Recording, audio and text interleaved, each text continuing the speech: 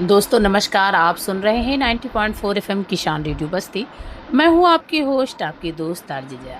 सेहत सही लाभ कई कार्यक्रम के तहत मैं आई हुई हूं कैली हॉस्पिटल में।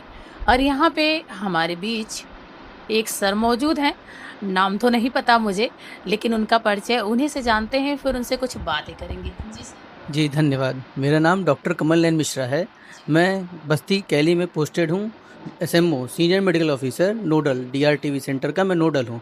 जो बिगड़ी हुई टीबी होती है रेजिस्टेंट केस, उनका मैं सेंटर है यहाँ पे, उनका मैं नोडल हूँ। जी।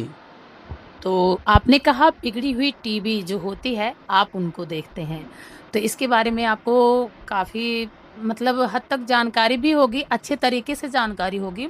तो मैं आपसे जानना चाहूँगी बिगड़ी हुई टीबी होती क्या है?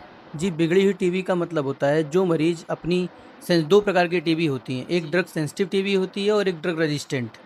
तो जो मरीज़ ड्रग सेंसिटिव टीबी के अपना ट्रीटमेंट बीच में छोड़ देते हैं, सोचते हैं हम स्वस्थ हो गए हैं, अब हमको दवाई की ज़रूरत नहीं होती, वो अपना कोर्स कंप्लीट नहीं करते हैं और वो दवाई छोड़ देते हैं, जिससे वो ड्रग बाद में रेजिस्टेंट कर जाती है।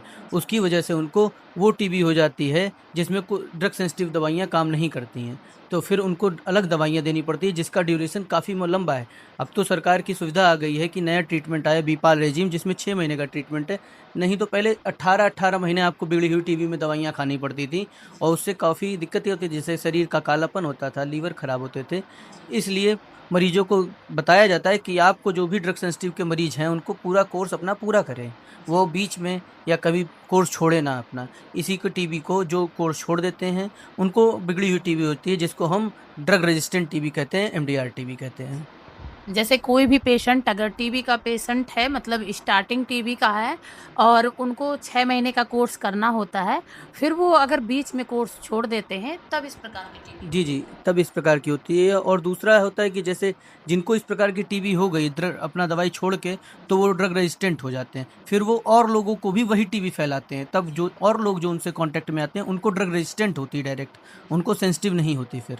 इस वजह से बोला जाता है कि जितने भी सेंसिटिव मरीज़ हैं, वो अपना इलाज पूर्णतः करवाएँ। 6 महीने का ट्रीटमेंट है, सरकार द्वारा चलाई जा रही निःशुल्क दवाइयाँ हैं, जो आप आएँ और आप पूर्णतः खाएँ और सरकार द्वारा आपको पोषण पोटली दी जाती है, जिससे आपको उस दवाई खाने में तंदुरुस्ती भी रहती है। आपने बहुत ही अच्छी जानकारी दी कि पोषण पोटली भी दी जाती है, सहायता राशि भी दी जाती है, कई सारे अभियान भी चलाए जा रहे हैं और कुछ मतलब हर जिलों में शायद कैंप सुविधाएँ जी, हैं। जी, जी। हमारे प्रधानमंत्री श्री नरेंद्र मोदी जी का एक बहुत अच्छा अभियान है, टीबी हारेगा देश जीतेगा। जी। उन्होंने ये बोला, इसके तहत 100 डे 100 दिन टीबी अभियान चल रहा है। इसमें हर ब्लॉक पे हैंड हेल्ड एक्स-रे मशीन आई हुई है, जो पोर्टेबल मशीन कहते हैं, जो हर ब्लॉक में जाके लगती है। वहाँ जो भी हाई रिस्क गाँव हैं, विलेज होते हैं, उनकी सघन जाँच होती है एक्स-रे के थ्रू और जिसका भी वहाँ सैंपल पाया जाता है, उसको तुरंत सेंटर पे भेज के उसका दवाइयाँ शुरू कराई जा रही हैं, जो पूरे बस्ती में चल रहा है। इतनी अच्छी सुविधाएँ सरकार दे रही है गाँव के लोगों के लिए, क्योंकि गाँव के लोग ऐसे होते हैं, काफ़ी पिछड़े वर्ग के होते हैं, वो लोग अस्पताल नहीं आ पाते हैं किसी कारणवश, तो सरकार खुद ही गाँव में कैंप लगा रही है, लोगों को सुविधाएँ दे रही हैं।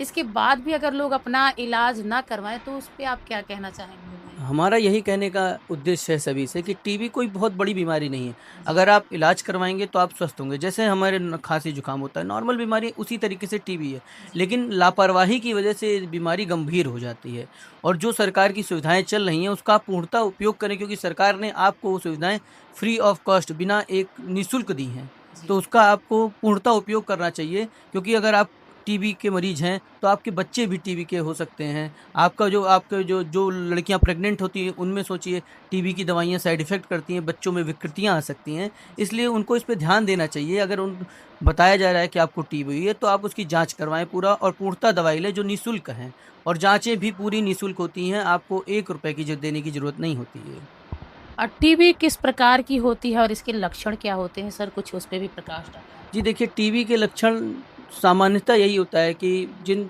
मरीजों को 15 दिन से अधिक खाँसी आ रही है, जी। उन्हें हमेशा बुखार आ रहा है, दवाइयाँ लेने पे चला जाता है, फिर आ रहा है। खाँसी में बलगम की समस्या आ रही है, कभी-कभी उनको खून आता है और उनका वज़न कम होता है। वज़न वो कैसे पता करें? जैसे जो वो कपड़े पहनते हैं, वो ढीले होना शुरू होते हैं। जैसे कई मरीज़ कहते हैं, "सर, हम कैसे जान पाएँ कि हमारा वज़न कम हो रहा है?" जी। तो जो आप कपड़े पहनते हैं, वो ढीले हो रहे हैं। आपके पैंट की पैंट है उसकी कमर ढीली हो रही है, इससे आप पता कर सकते हैं कि आपका वज़न कम हो रहा है। ऐसी कोई भी लक्षण आने पर आप अपने नज़दीकी स्वास्थ्य केंद्र पे जाएँ, चाहे सामुदायिक स्वास्थ्य केंद्र पे जाएँ, वहाँ टीबी की जाँचें उपलब्ध हैं। वहाँ अपनी जाँच करवाइए, उसके बाद अपना इलाज करवाइए। बहुत ही अच्छी जानकारी दी सर आपने टीबी के बारे में और आपने अपना अमूल्य समय हमारे एफएम को दिया। चलते-चलते हमारे श्रोताओं को क्या संदेश देना चाहेंगे आप? जी, मेरा यही संदेश है कि आप सब लोग मिलके टीबी अभियान को एकदम पूर्णतः सही बनाइए, तभी हमारे श्री प्रधानमंत्री श्री नरेंद्र मोदी जी का सपना पूरा होगा कि टीबी हारेगा, देश जीतेगा। बहुत ही अच्छी जानकारी दी सर आपने। आपने अपना अमूल्य समय किसान रेडियो को दिया। इसके लिए आपका तहे दिल से बहुत-बहुत धन्यवाद। जी, धन्यवाद, धन्यवाद।